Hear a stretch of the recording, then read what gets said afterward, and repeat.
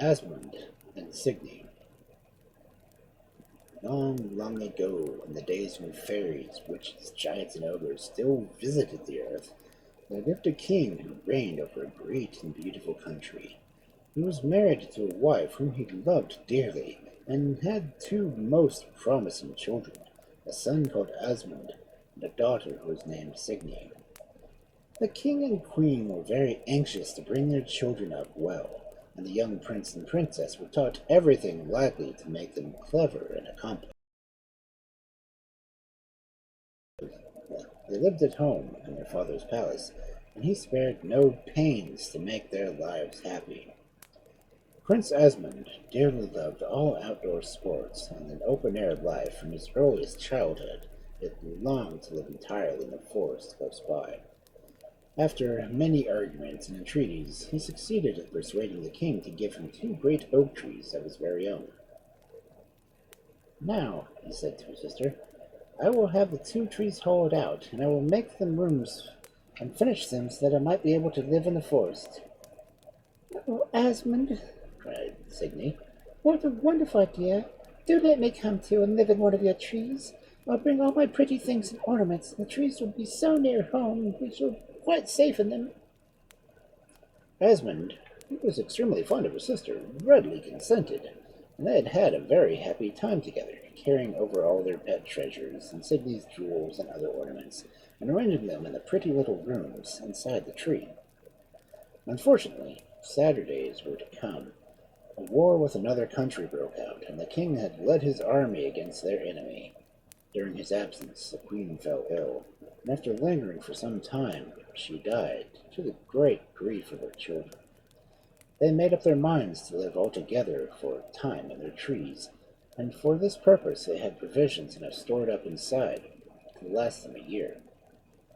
Now, I must tell you, in another country a long way off, there reigned a king who had only one son named Ring. Prince Ring had heard so much of the beauty and goodness of Princess Signy that he determined to marry her, if possible. So he begged his father to let him have a ship for the voyage, and set sail with a favorable wind, and after a time landed in the country where Signy lived.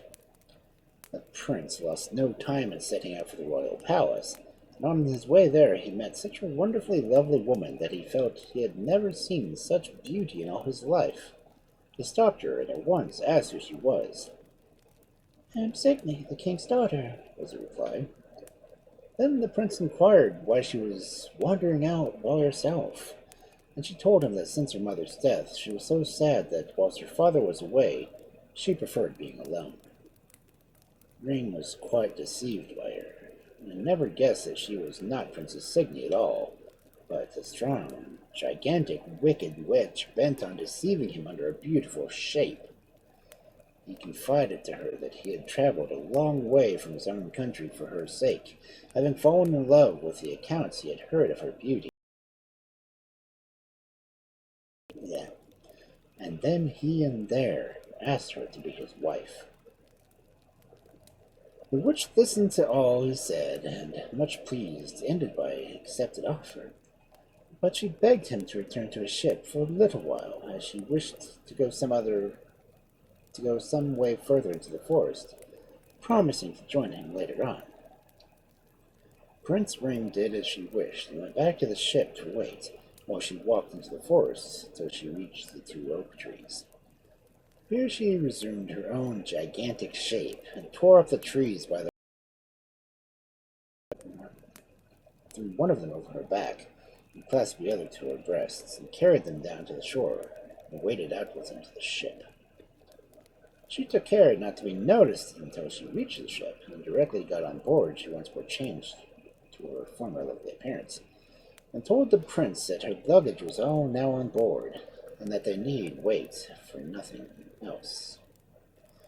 The prince gave orders to set sail at once, and after a fine voyage landed in his own country, where his parents and his only sister received him with the greatest joy and affection. The false Signy was also very kindly welcomed. A beautiful house was got ready for her, and Prince Ring had the two oaks planted in the garden just in front of her windows, so that she might have a pleasure of seeing them. constantly. He often went to visit the witch, whom he believed to be Princess Signy. One day he asked, "Don't you think we might be married long?" "Yes," she said, quite pleased. "I'm quite ready to marry you whenever you like." "Then," said the ring, "let us decide on this day fortnight. And see, I have brought you some stuff to make a wedding dress of." So saying, he gave her a large piece of the most beautiful brocade, all woven over with gold thread and embroidered with pearls and other jewels. The prince had hardly left her before the witch resumed her proper shape and tore about the room, raging and storming and flinging the beautiful silk on the floor. "What was she to do with such things?" she roared. "She did not know how to sew to make clothes, and she was sure to die of starvation into the bargain if her brother Ironhead had not come soon. Bring her some raw meat and bones, for she really can eat nothing else."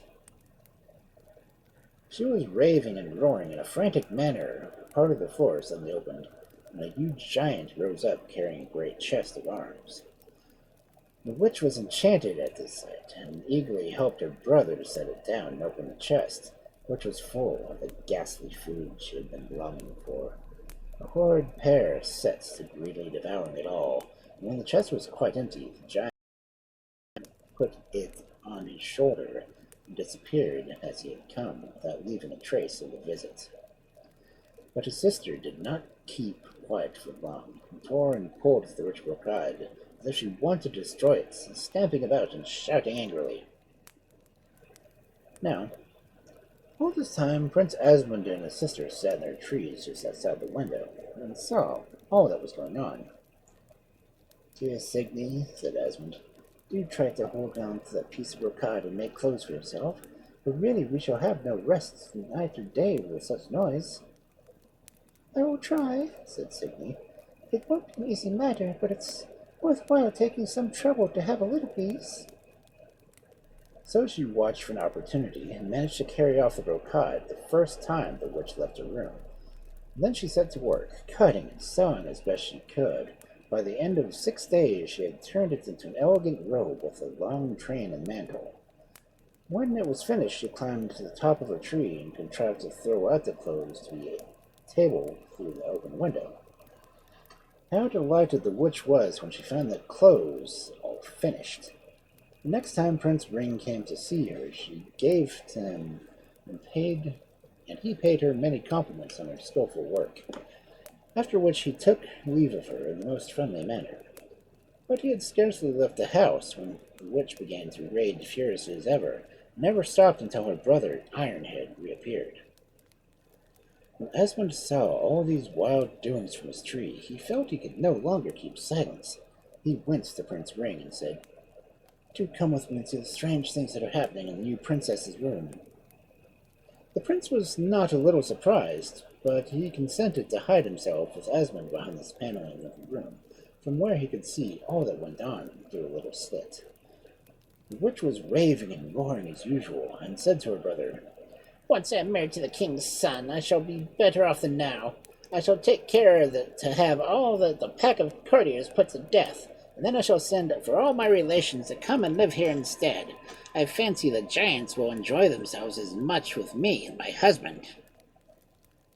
When Prince Ring heard this, he fell into such a rage that he ordered the house to be set on fire, and it was burnt to the ground, with the witch and her brother inside.